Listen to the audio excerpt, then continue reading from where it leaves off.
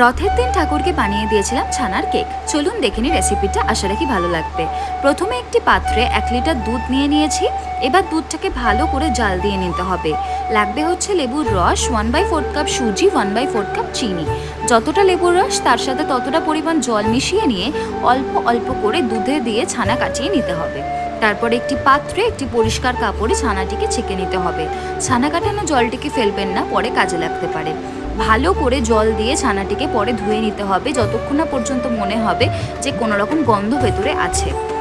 ঠান্ডা হলে ছানাটিকে হাতের সাহায্যে ভালো করে মেখে নিয়ে দিতে হবে চিনি ও সুজি।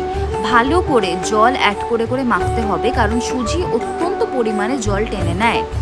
যখন বুঝতে পারবেন যে এইরকম কনসিস্টেন্সি আসছে, এইরকম কনসিস্টেন্সি আনতে আমাকে 2 থেকে 3 বার জল অ্যাড করতে হয়েছে, তখন সামান্য পরিমাণে ঘি, আমি এখানে 2 চামচ ঘি ইউজ করেছি, সামান্য পরিমাণে নুন ইউজ করেছি, একটু বেকিং পাউডার ইউজ করেছি এবং এলাচ গুঁড়ো ইউজ করেছি।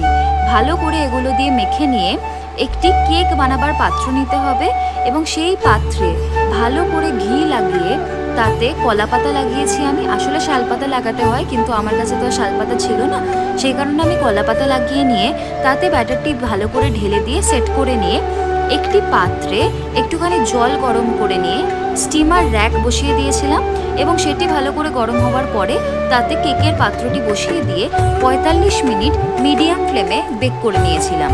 দেখতেই পাচ্ছেন খুব সুন্দরভাবে তৈরি হয়ে গেছে ছানার কেক, অত্যন্ত নরম এবং অত্যন্ত সুস্বাদু হয়েছিল। বাড়িতে একবার ট্রাই করতে পারেন। Thank you.